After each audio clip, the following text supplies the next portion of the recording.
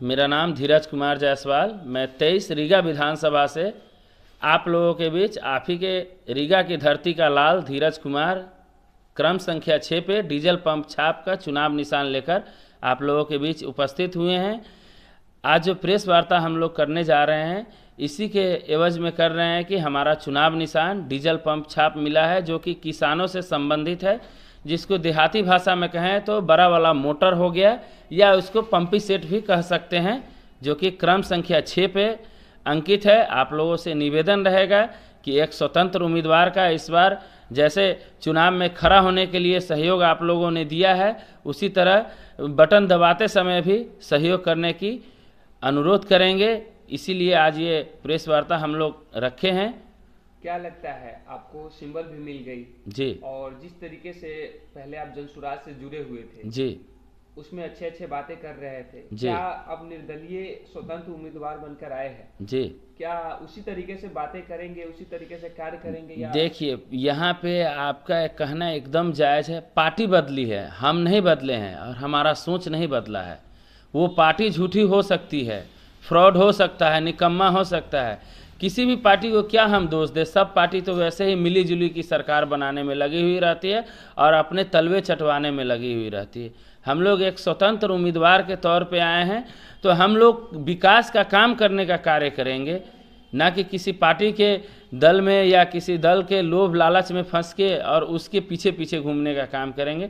हम आज भी कह रहे हैं और कल भी कह रहे थे और आगे भी कहेंगे, हम अपने विधानसभा के विकास के लिए आए हैं और अपने विधानसभा के विकास के लिए काम करेंगे। जो भी हमारा प्रारूप दिया गया था पहले, आज भी वही रहेगा। अच्छा, रीगा विधानसभा की मुख्य समस्या क्या है?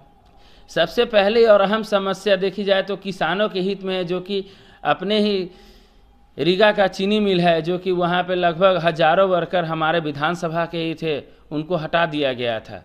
हम लोग अनुरोध करेंगे और निवेदन भी करेंगे लोगों से कि आप लोग चिंता ना करें, जैसे ही चुनावी सरगर्मी ख़त्म होती है और हम विधायक बन के आते हैं तो पहला और अहम काम मेरा रहेगा कि हमारे जो भी वर्कर पहले से थे उनको उस चीनी मिल में काम पे लगाया जाए। रीगा विधानसभा में जी। युवा के लिए क्या आपके तरफ से रहेगा? एकदम स्पष्ट और सही आपने कहा है, कहते आ भी रहे हैं हम लोग। हम अपने विधानसभा में हर एक प्रखंड में दो दो बड़ा सा खेल का मैदान, प्ले ग्राउंड बनवाएंगे, जिससे कि राज्य लेवल पे नहीं, देश लेवल पे लोग क्रिकेट से लेकर और तैयारी, हर चीज़ की तैयारी करके जाएंगे। अच्छा, रीगा विधानसभा में जी, अधिकतर देखा जाता है कि घूसखोरी चलता है। ब्लॉक में चले जाइए, थाना पे चले जाइए। जी, बिल्कुल बिल्कुल। यहाँ पे कहना चाहेंगे, हमें जो विधानसभा जो हम जीत के जाएंगे, वहाँ से हमें जो पैसा मिलेगा महीने का, उस पैसे से हम अपने विधानसभा के तीनों प्रखंड में एक एक निःशुल्क कार्यालय खुलवाएंगे, जहां से निःशुल्क सेवा प्रदान किया जाएगा हमारे विधानसभा वासियों को। कहीं कोई किसी चीज़ में घूसखोरी का मार नहीं झेलना पड़ेगा किसी को। ना हम किसी पदाधिकारी को बोलने जाएंगे, ना किसी पदाधिकारी से लड़ने जाएंगे। जैसे ही निःशुल्क कार्यालय खुल जाएगा वैसे ही करप्शन खत्म हो जाएगा। आप निर्दलीय आ रहे हैं, जी। अगर आप जीतते हैं जी, तो किसी पार्टी या किसी दल में शामिल होंगे जीतने के बाद? ये तो कहना बहुत ही मुश्किल है, अभी इस पे हम चर्चा नहीं कर पाएंगे। लेकिन हाँ, इतना ज़रूर कहेंगे कि एक स्वतंत्र उम्मीदवार, स्वतंत्र नागरिक सबसे अहम और सबसे अलग होता है। उसके पीछे पार्टी आएगी, पार्टी उसके पीछे वो नहीं जाएगा। अच्छा, रीगा विधानसभा की मुख्य समस्या आप जो घूम रहे हैं तो जी। आपको पता होंगे। जी बिल्कुल, समस्याएं तो काफ़ी अनगिनत है। जैसे कि अभी भी हम लोग देख रहे हैं, कई ऐसे गांव हैं जहां पे अभी भी रास्ता नहीं है जाने के लिए। स्कूल बना हुआ है, बाउंड्री बन गया हुआ है, लेकिन उसमें पढ़ाई का कोई व्यवस्था नहीं है। खिचड़ी और डिग्री वाली बात है। तो ये तो सुनते सुनते लोग भी अब अनसुना बन चुके हैं।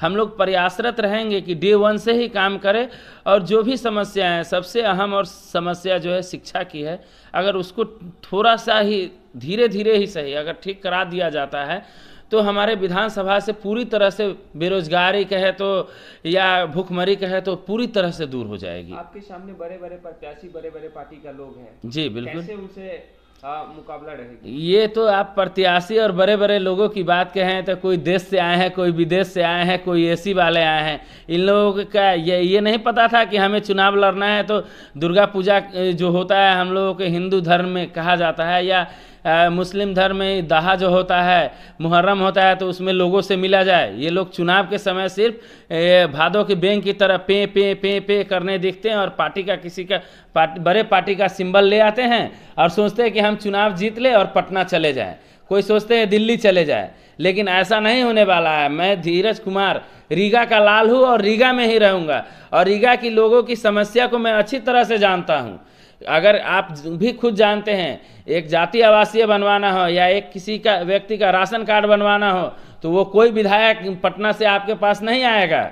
वो जो आप कह रहे हैं वो कोई विधायक आपके यहाँ बेलसन से नहीं आएगा, सुरसन से नहीं आएगा, वो आपका रीगा का लाल ही आपका साथ देगा। वो पटना से एसी वाला आके आपका साथ नहीं देगा। वो तो अभी आपके पास आएगा, 500-1000 रुपया देगा, कभी मुर्गा खिलाएगा, कभी दारू पिलाएगा, कभी कपड़ा दे देगा, कभी एसी वाले गाड़ी से आपको भी घुमा देगा, लेकिन बाद में कुछ नहीं करेगा।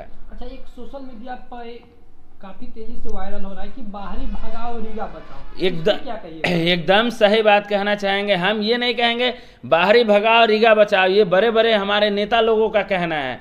हम ये कहेंगे बाहरी नहीं, एसी वाले को भी भगाओ, सूट बूट वाले को भी भगाओ, और रीगा का लाल जो ज़मीनी हकीकत को जानता हो उसे रखे, जो आपके दुख सुख में साथ दे, ना कि कोई 500 रुपया दे दिया उसके साथ हम चले जाएं। जो आपके साथ हॉस्पिटल तक जा सके, जो आपके साथ ब्लॉक के गेट तक जा सके, उसे अपने साथ चुने और एक सही लोगों को का चयन करें। अच्छा, रीगा विधानसभा के अगर आप एमएलए बन जाते हैं तो सबसे पहला काम क्या कीजिएगा?